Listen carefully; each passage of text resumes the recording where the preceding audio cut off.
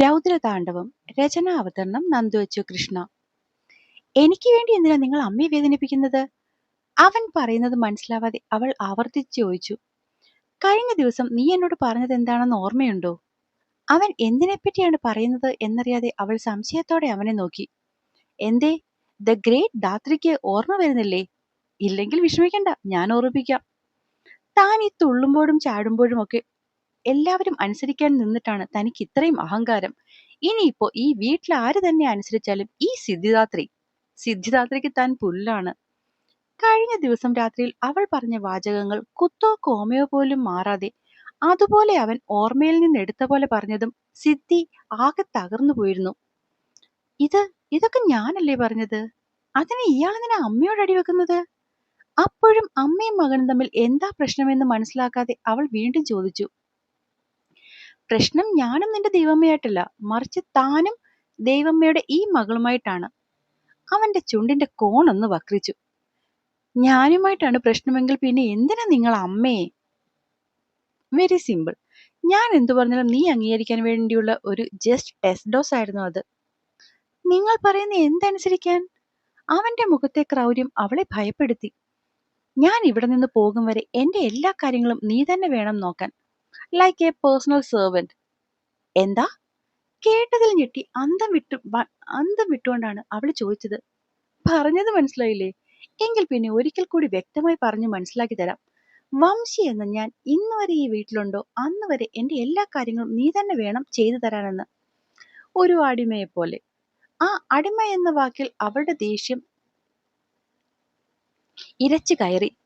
എന്നെ കൊണ്ടൊന്നും കഴിയില്ല. മറുപടി പറയാൻ അവൾക്ക് ഒരു നിമിഷം പോലും വേണ്ടി വന്നില്ല. Okay, no problem. അവൻ വളരെ സിമ്പിളായി പറയുന്ന കേട്ടതും അവളിൽ പിന്നെയും സംശയം ഉറഞ്ഞുകൂടി. ഇയാൾ ഇത്രയും പെട്ടെന്ന് സമ്മതിച്ചോ?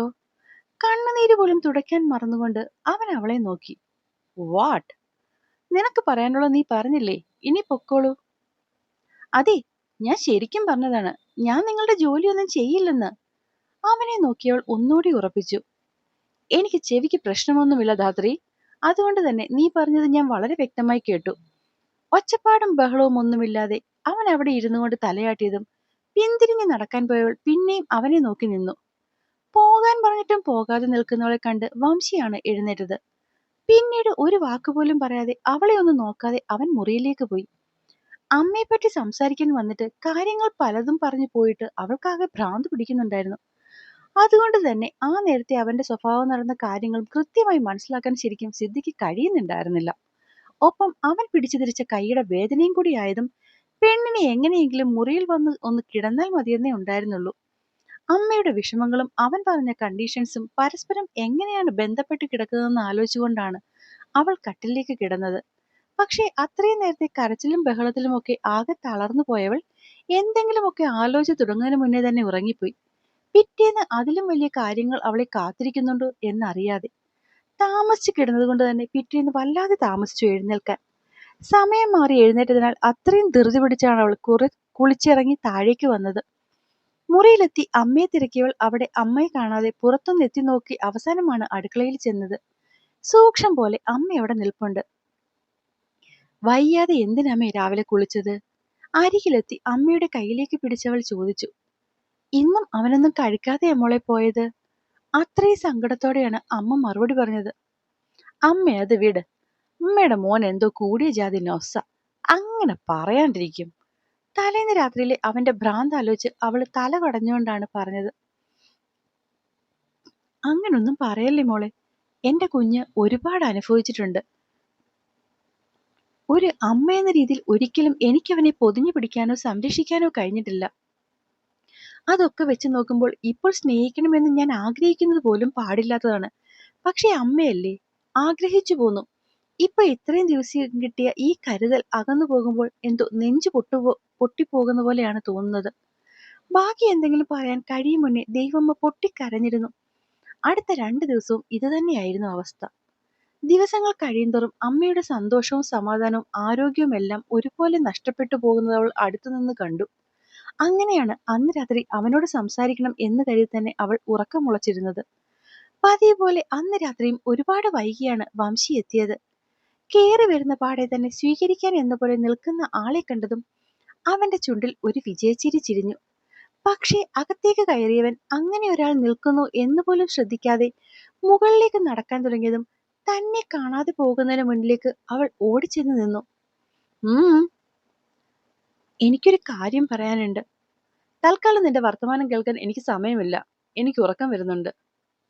നിന്നേ, ഇപ്പൊ പോകാം.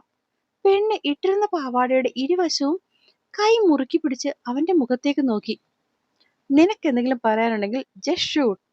തന്നെ നോക്കി നിന്നിട്ടും ഒന്നും പറയാത്തവളുടെ ഭാവം അവനെ ദേഷ്യത്തിലാക്കി. നിങ്ങൾ അന്ന് പറഞ്ഞ പോലെ ഞാൻ നിങ്ങളുടെ കാര്യങ്ങളെല്ലാം നോക്കി. അടിമയെ പോലെ. അടിമയെ പോലെ പറയുമ്പോൾ അവളുടെ ഹൃദയം ഒന്ന് പിടഞ്ഞു. അങ്ങനെ എല്ലാം ചെയ്തു തന്നാൽ നിങ്ങൾ പഴയ പോലെ എന്റെ അമ്മയോട് പെരുമാറുമോ? ചോദിക്കുമ്പോൾ അവളുടെ കണ്ണു നിറഞ്ഞിരുന്നു. ശ്രമിക്കുമെന്ന് പറഞ്ഞാൽ പോരാ, പഴയ പോലെ പെരുമാറുമെന്ന് എനിക്ക് വാക്ക് തരണം. അവള് പെട്ടെന്ന് കയറി പറഞ്ഞു. ഇപ്പോൾ ഞാൻ ശ്രമിക്കാമെന്നെങ്കിലും പറഞ്ഞു. പക്ഷെ നീ ഇങ്ങോട്ട് ഓരോന്ന് ആവശ്യപ്പെടാൻ തുടങ്ങിയാൽ ഞാൻ അതുപോലും വേണ്ടാന്ന് വെക്കും. അവന്റെ ശബ്ദം പിന്നെയും കടുത്തു. വേണ്ടെന്ന് വെക്കണ്ട, നിങ്ങളുടെ അഹങ്കാരം ജയിക്കട്ടെ. പക്ഷെ ഞാനിതെല്ലാം ചെയ്യുന്നത് എന്റെ അമ്മയുടെ സന്തോഷത്തിനാണ്. അതുകൊണ്ട് എന്റെ അമ്മയെ സങ്കടപ്പെടുത്തുന്ന ഒന്നും ഇനി ഉണ്ടാവല്ലോ. അപേക്ഷയാണോ ആവശ്യമാണോ എന്നറിയാത്ത പോലെ അവൾ അവനെ ഒന്ന് നോക്കി. അവളെ ഒന്ന് നോക്കുക മാത്രം ചെയ്തവൻ സ്റ്റെപ്പ് കയറിപ്പോയി. ആഹാ, ഇതിപ്പോ കാക്ക മലർന്നു പറക്കുമല്ലോ കല്യാണിയമ്മേ. അടുക്കളയിൽ കയറി വന്ന വിലാസിനിയമ്മ കല്യാണിയമ്മയ്ക്കൊപ്പം നിൽക്കുന്ന കൊച്ചുമോളെ കണ്ട് അന്തം വിട്ടുകൊണ്ട് ചിരിച്ചുകൊണ്ട് ചോദിച്ചു. ഇതിപ്പോ വിലാസിനിയമ്മ ഇത്രയും ചിരിക്കാൻ പാകത്തിൽ ഇവിടൊന്നുമില്ല. പണ്ട് ഞാൻ വെളുപ്പിനെ എഴുന്നേൽക്കാറുണ്ടായിരുന്നു, അല്ലേ അമ്മമ്മേ? ഇന്നലെ രാത്രി വംശി പറയുന്നത് കേട്ടുകിടന്ന് മരിച്ച പോലെ ഉറങ്ങിയവൾ അല്പനേരം കഴിഞ്ഞതും ഞെട്ടിയുണർന്നു. അതിനുശേഷം അങ്ങോട്ട് നോക്കിയിട്ട് അവൾക്ക് കണ്ണടയ്ക്കാൻ പോയിട്ട് വംശി പറഞ്ഞതല്ലാതെ ഒന്നും മനസ്സിലേക്ക് വരുന്നുണ്ടായിരുന്നില്ല. കഷ്ടപ്പെട്ട് ബുദ്ധിമുട്ടി രാമനാമം ജപിച്ച് കണ്ണൊന്നടയ്ക്കാമെന്ന് വെച്ചാലും ശേഷനാഗം പത്തി വിടർത്തിയ പോലെ വംശിയല്ലാതെ മറ്റൊന്നും അവളുടെ കൺമുന്നിൽ തെളിഞ്ഞു വന്നില്ല. അവസാനം എങ്ങനെയൊക്കെയോ തിരിഞ്ഞു മറിഞ്ഞു കിടന്ന് വെളുപ്പിനെ അമ്മമ്മ എഴുന്നേൽക്കുന്ന കണ്ടപ്പോൾ ഒപ്പം എഴുന്നേറ്റ് വന്നതാണ്. നാളുകൾ കൂടി അവളെ വെളുപ്പിനെ അടുക്കളയിൽ കണ്ടതുകൊണ്ടാണ് വിലാസിനി അമ്മ കളിയാക്കിയതെന്നറിഞ്ഞിട്ടും കൊച്ചുമോളുടെ വീർപ്പിച്ചു വെച്ച മുഖം നേരെയാക്കാൻ വേണ്ടി കല്യാണിയമ്മ ഒക്കെ സമ്മതിച്ചു കൊടുക്കുന്ന പോലെ തലകുലുക്കി. കണ്ടോ, ഞാൻ എഴുന്നേൽക്കാറുണ്ടായിരുന്നു. ഓ ശരി, സമ്മതിച്ചു. പക്ഷെ അതൊക്കെ പണ്ടല്ലേ. ഇപ്പൊ എങ്ങനെ വെളുപ്പാങ്കാലത്ത് അടുക്കള ഭാഗത്ത് കാണാത്ത ആൾക്ക് ഇന്നെന്ത് പറ്റിയെന്നാ ഞാനും ചോദിച്ചേ. കല്യാണിയമ്മ കൂട്ടിയ അടുപ്പില് തീ കെട്ടുപോകുന്ന കണ്ട് കുഴൽ വെച്ച് ആഞ്ഞു ഊതിക്കൊണ്ടാണ് വിലാസിനിയമ്മ തിരിഞ്ഞു നിന്ന് ചിരിച്ചത്. അത് ഞാൻ പഠിക്കുന്നോണ്ട് എന്നോട് രാവിലെ എഴുന്നേൽക്കണ്ട എന്ന് ദേവമ്മ പറഞ്ഞോണ്ടാ. അല്ല ഞാനും നേരത്തെ എഴുന്നേറ്റേനെ, അല്ലേ അമ്മമ്മേ? ശരി വെക്കുന്ന പോലെ കല്യാണിയമ്മ ഒന്നും കൂടി നീട്ടിമൂളി. കേട്ടല്ലോ? വിലാസിനിയമ്മ കളിയാക്കൽ നിർത്തുന്നില്ലെന്ന് കണ്ട് പെണ്ണ് കെറിവിച്ചു. മതി വിലാസം, കൊച്ചിനെ കളിയാക്കിയത്. എന്റെ കുട്ടി വേണമെന്ന് വെച്ചാൽ എന്നും രാവിലെ എഴുന്നേൽക്കും. ഇതിപ്പോ എന്റെ കുട്ടി വേണ്ടാന്ന് നിയമിച്ചിട്ടല്ലേ, അല്ലേ മോളെ? സമ്മതിച്ചു കൊടുത്തുകൊണ്ട് കെറിവോടെ അവൾ വിലാസിനിയമ്മയെ നോക്കുമ്പോൾ കാണുന്നത് അടുപ്പിലേക്ക് ആയത്തിൽ ശ്വാസമെടുത്ത് ഊതുന്നവരെയാണ്. ഓവ, ഈ കണക്കാ ഊതുന്നെങ്കിൽ ഇപ്പൊ കത്തിയിട്ട് തന്നെ. അതെ, വയസ്സും പ്രായമൊക്കെ ആയി. ഇങ്ങനെ ഊതിയാലൊന്നും അടുപ്പ് കത്തില്ല. മാറിക്കേ, ഞാൻ ഊതി കത്തിച്ചോളാം. ആശ്വാസം പറഞ്ഞുകൊണ്ട് അവര് വഴിമാറി കൊടുത്തതും പെണ്ണ് 3-4 തവണ ഊതി അടുപ്പ് കത്തിച്ചു. ഇതിപ്പോ നന്നായില്ലോ. കുട്ടി ഒരു കാര്യം ചെയ്, എന്നും ഈ നേരെ എഴുന്നേൽക്കൂട്ടോ. എന്തിനാപ്പ എഴുന്നേറ്റിട്ട്? കരിക്കാത്തിന്റെ അടിയിൽ കിടന്ന് ഊതാനല്ലേ. ആ മോഹം വിലാസിനിയമ്മ എട്ടായി മടക്കി കയ്യിൽ തന്നെ വെച്ചോളും. ഞാനേ അടുക്കള പണിയെടുക്കാനല്ല ഇത്രയും കഷ്ടപ്പെട്ട് പഠിക്കണേ. അങ്ങനെ പറഞ്ഞു കൊടുക്ക അമ്മയുടെ മോള്. അകത്തേക്ക് കയറി വന്ന ദൈവമ്മ പറഞ്ഞതും പെണ്ണ് ആ നേരം അമ്മയെ കണ്ട് അടുത്തേക്ക് ചെന്നു.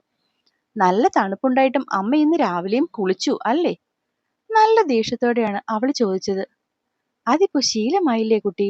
അത് പെട്ടെന്ന് ഒരു ദിവസം കൊണ്ടൊക്കെ മാറാൻ കഴിയുമോ? പിന്നെ കുട്ടി ഇങ്ങനെ ഭയപ്പെടാൻ പാകത്തിന് എനിക്ക് പ്രശ്നമൊന്നുമില്ല. ഓവ്, അതുകൊണ്ടല്ലേ ഇന്നലെ ഹോസ്പിറ്റലിൽ കൊണ്ടുപോയി വന്നത്. കഴുത്തിലും നെറ്റിയിലുമൊക്കെ കൈവിരൽ തൊട്ട് ചൂടില്ലെന്ന് ഉറപ്പുവരുത്തിക്കൊണ്ട് പെണ്ണ് ഇത്തിരി ദേഷ്യത്തോടെയാണ് ചോദിച്ചത്. ഒന്നുമില്ല കുട്ടിയെ. ഇനിയിപ്പൊ എന്തെങ്കിലും അറ്റവും പിടിയും ഉണ്ടെങ്കിൽ തന്നെ ഇന്നലത്തെ നിന്റെ വൈദ്യത്തിൽ അതൊക്കെ അങ്ങ് പോയി. ദേവമ്മ ചിരിയോടെ അവളുടെ കയ്യിൽ പിടിച്ചുകൊണ്ട് വട്ടമേശയുടെ ഒരു സൈഡിലെ കസേരയിലേക്ക് ചെന്നിരുന്നു. വിലാസിനിയമ്മ എന്റെ കുട്ടിയോട് എന്തോ ചോദിക്കുന്നുണ്ടായിരുന്നല്ലോ മുന്നേ. എന്തായിരുന്നു അത്? അത് പിന്നെ കുഞ്ഞെ, ഞാൻ സിദ്ധിമോളോട് ചോദിച്ചതാ എന്തുട്ടാ പഠിക്കണേന്ന്. ഞാനൊരു കമ്പനിയുടെ കണക്ക് എങ്ങനെയാ നോക്കണേന്നാ പഠിക്കണേ. കുറച്ചും കൂടി നന്നായി വിലാസിനിയമ്മയ്ക്ക് മനസ്സിലാകുന്ന പോലെ പറഞ്ഞെന്ന് വെച്ചാൽ, ഈ AC ഉള്ള മുറിയിൽ ഓഫീസിലെ കറങ്ങുന്ന ചെയറിന്മേൽ പോയിരുന്ന് പണിയെടുക്കില്ലേ, അങ്ങനെ പണിയെടുക്കാൻ വേണ്ടിയിട്ടാ ഞാൻ ഈ കഷ്ടപ്പെട്ട് പഠിക്കണേ. അവൾ ഇട്ടിരുന്ന ഉടുപ്പിന്റെ കോളറില്ലാത്ത ഭാഗം വെറുതെ ഒന്ന് പൊക്കി ഗമ കാണിച്ചുകൊണ്ട് എല്ലാവരെയും നോക്കി. ഷെടാ, അങ്ങനെയാണെങ്കിൽ അപ്പോൾ നിന്നെ കെട്ടിക്കൊണ്ടു പോണ ചെറുക്കൻ പാടുപെടുമല്ലോ. അവന് നീ ഒരു ഇമ്മിണി വെള്ളം അനത്തി കൊടുക്കുവോ കൊച്ചേ? ഒരു ചോദ്യം പോലെ വിലാസിനിയമ്മ അത് ചോദിച്ചെങ്കിലും ഉത്തരം അറിയാൻ കാത്തു നിന്നത് മറ്റു രണ്ടുപേരും കൂടിയായിരുന്നു. അതിപ്പോ ഞാൻ വെള്ളം കൊടുത്താൽ മാത്രമേ അയാൾ കുടിക്കൂന്ന് വാശി പിടിച്ചാൽ? എല്ലാവരും അവളെ ഒന്ന് നോക്കി. സത്യമായിട്ട് എന്റെ കയ്യിൽ നിന്ന് ഒരു തുള്ളി വെള്ളം കൂടി അങ്ങേർക്ക് കിട്ടില്ല.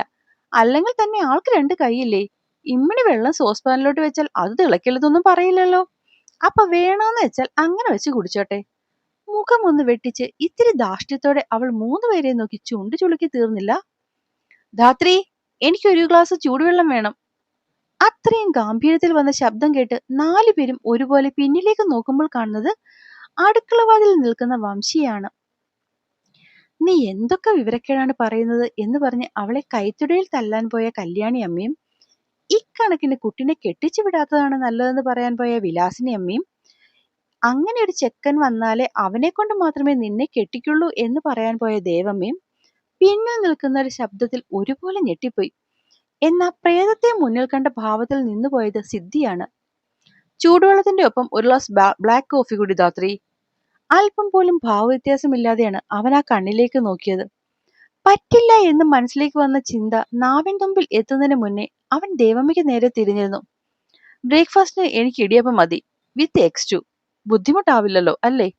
ചോദിക്കുമ്പോൾ ആ കണ്ണ് ഒന്ന് ചുരുങ്ങിയെന്നായിരുന്നു സിദ്ധിക്ക് സംശയം. അമ്മയ്ക്ക് ബുദ്ധിമുട്ടൊന്നുമില്ല. ഗൗരവമല്ലാതെ മറ്റൊരു വികാരവുമില്ലാതെ ചോദിക്കുന്നവന്റെ ആ ചോദ്യത്തിൽ സന്തോഷം കൊടുമുടിയിൽ എത്തിയ പോലെ ദൈവമ്മ പെട്ടെന്ന് തലകുലുക്കി സമ്മതിച്ചു. 7 മണിക്ക് ഞാൻ ഇറങ്ങും. അതിനു മുന്നേ ഒക്കെ ആവും മോനെ. അതുവരെ തളർന്നും അവശയുമായി നിന്നവരിൽ നിന്നും അവര് പെട്ടെന്ന് ചടുലയായി. ധാത്രി, ഇപ്പൊ കൊണ്ടുവരാം. പറ്റില്ലെന്ന് പറയാൻ തുടങ്ങിയവൾ അമ്മയുടെ സന്തോഷം കണ്ട് എളുപ്പത്തിൽ കയറി പറഞ്ഞു. അത് കേട്ടതും കീഴ്ചുണ്ടിന്റെ അറ്റം കടിച്ചു പിടിച്ച് എന്തൊക്കെയോ നേടിയ ഭാവത്തിൽ വംശി തിരികെ റൂമിലേക്ക് തന്നെ നടന്നു. ഇന്നലെ വന്നപ്പോൾ തന്നെ 1:30 കഴിഞ്ഞിട്ടുണ്ടാവില്ലേ? എന്നോട് അത്രയും തല്ലും വഴക്കും വെച്ച് കഴിഞ്ഞപ്പോൾ തന്നെ ഏകദേശം 2 മണി ആയിട്ടുണ്ടാവും. ഒക്കെ കഴിഞ്ഞ് കുളിച്ചു നനച്ചൊക്കെ ആവില്ലേ ഇയാൾ കിടന്നിട്ടുണ്ടാവുക. എന്നിട്ടും രാവിലെ 5 മണിക്ക് എഴുന്നേൽക്കാൻ ഇങ്ങർക്കിനി വട്ടുണ്ടാവോ? വംശിക്ക് കൊടുക്കാൻ വേണ്ടി വെള്ളവുമായി കയറുന്നവൾ ഇത്രയൊക്കെ ചിന്തിച്ചുകൊണ്ടാണ് പടികൾ ചവിട്ടിയത്. അവന്റെ വാതിലിന് മുന്നിൽ എത്തിയപ്പോൾ തുറന്നു കിടക്കുന്ന കണ്ട് അവള് നേരെ അകത്തേക്ക് കയറി. എന്റെ മഹാദേവ, എന്തോരം വലിപ്പായി മുറിക്ക്! അകത്തേക്ക് കയറും വഴി തന്നെ അവൾക്ക് തോന്നി ആദ്യമായിട്ടാണ് ഈ മുറിക്കുള്ളിലേക്ക് വരുന്നത്. അതും വാതിൽ കടന്നങ്ങോട്ട് കയറിയിട്ടേ ഉള്ളൂ. ചുറ്റും നോക്കി 2 സ്റ്റെപ്പ് കൂടി വെച്ചതും കേട്ടത് സ്റ്റോപ്പ്. അവളുടെ ശരീരത്തിലെ ഓരോ രോമത്തെ പോലും വിറപ്പിക്കാൻ പാകത്തിൽ ആ ശബ്ദം മുറിയിലാകെ ചുറ്റിക്കറങ്ങി. അകത്താരെയും കാണാതെ ചുറ്റിലെ ഭംഗിയും ആസ്വദിച്ചു നിന്നവൾ പെട്ടെന്ന് കേട്ട ശബ്ദത്തിൽ കയ്യിലിരുന്ന കോഫി തുളുമ്പിയും അല്പം നിലത്തു പോവുകയും ചെയ്തു. പെണ്ണ് പേടിച്ചുകൊണ്ട് ശബ്ദം കേട്ടെടുത്ത് നോക്കുമ്പോൾ കാണുന്നത് ബാൽക്കണിയിൽ നിന്നും കയറി വരുന്നവനെയാണ്. വൈറ്റ് ടീഷർട്ടും ട്രാക്ക് പാന്റുമാണ് വേഷം. മുടിയാകെ ബാൻഡ് വെച്ച് കെട്ടിയിട്ടുണ്ട്. മുഖം പതിവ് പോലെ ഗൗരവത്തിൽ തന്നെ. പക്ഷെ കുറച്ചു മുന്നേ താഴെ വെച്ച് കാണുമ്പോൾ ഈ മുഖത്ത് ഇത്രയും കടുപ്പമില്ലായിരുന്നു തോന്നുന്നു. അതോ ഉണ്ടായിരുന്നോ ആവോ? അവള് ആ മുഖത്തുനിന്ന് കണ്ണു മാറ്റിയില്ല. ഒരു റൂമിലേക്ക് കയറി വരുന്നതിന് മുന്നേ അനുവാദം ചോദിക്കണമെന്ന് ദൈവമ്മയുടെ മാനസപുത്രിക്ക് ആരും പറഞ്ഞു തന്നിട്ടില്ല. അവൾക്ക് നേരെ ചെന്ന് നിന്ന് കണ്ണിലൂടെ അവളെ എരിച്ചു കളയും പോലെ നോക്കിക്കൊണ്ടായിരുന്നു അവന്റെ ചോദ്യം. അത് പിന്നെ ഞാൻ റൂം തുറന്നു കിടക്കുന്ന കണ്ടപ്പോ. അങ്ങനെ മുറി തുറന്നു കിടക്കുന്ന കണ്ടാൽ നീ ആരുടെ മുറിയിലും കയറി പോകുമോ? അവളെ വിടാൻ ഭാവമില്ലാത്ത പോലെ കയ്യും കെട്ടി അല്പം കൂടി മുന്നിലേക്ക് കയറി നിന്നവൻ. ഞാൻ അറിയാതെ. അടുത്തേക്ക് വരുന്നവന്റെ സാമീപ്യം പേടിച്ചുകൊണ്ട് പെണ്ണ് പിന്നിലേക്ക് നീങ്ങി. ഒരു കാര്യം ചെയ്, ഒന്നും കൂടി പുറത്തുപോയി പെർമിഷൻ വാങ്ങിക്കാൻ വേണ്ടി അകത്തേക്ക് വാ. എന്താ? അവൾ ഞെട്ടിക്കൊണ്ട് നിന്നെടുത്ത് നിന്ന് അവനെയും മാറി മാറി നോക്കി. പുറത്തിറങ്ങിയിട്ട് അനുവാദം ചോദിച്ചു മാത്രം കയറി വരാൻ, ദേഷ്യത്തോടെ പറഞ്ഞ് അവൾക്ക് മുന്നിൽ പിന്നെയും കയറി നിന്നവൻ. ഞാനിപ്പോ ഉള്ളിലേക്ക് കയറി പോയില്ലേ, ഇനിയിപ്പോ എന്തിനാ പുറത്തേക്ക് പോന്നേ? അകത്തേക്ക് കയറിയിട്ടും പുറത്തേക്ക് ഇറങ്ങാൻ പറയുന്നതിനോട് ആ നേരം അവൾക്കും ശരിക്കും ദേഷ്യം തോന്നി. ഒന്നുകൂടി അവളെ നോക്കി. പിന്നെ കൈത്തൊടയിൽ പിടിച്ച് പുറത്തേക്ക് അവൻ വലിച്ചിറക്കി. അതിന്റെ ഫലമായി കയ്യിലുള്ള ചൂട് കോഫി പകുതിയിലേറെ തുളുമ്പി നിലത്തേക്ക് വീഴുകയും ചെയ്തു. ഒരു കാര്യം പറഞ്ഞാൽ അതുപോലെ അനുസരിക്കുക. അതുപോലെ എന്ത് കാരണം കൊണ്ടും എന്നെ ചോദ്യം ചെയ്യുന്നതും എനിക്കിഷ്ടമല്ല. ഇനി എപ്പോ എന്റെ മുറിയിൽ കയറിയാലും എന്നോട് ചോദിച്ചിട്ട് മാത്രമേ നീ കയറാവൂ. മനസ്സിലായോ? ഇതൊന്നും ഞാൻ ഇനി ഒരിക്കൽ കൂടി പറഞ്ഞു തന്നൊന്നും വരില്ല. So remember.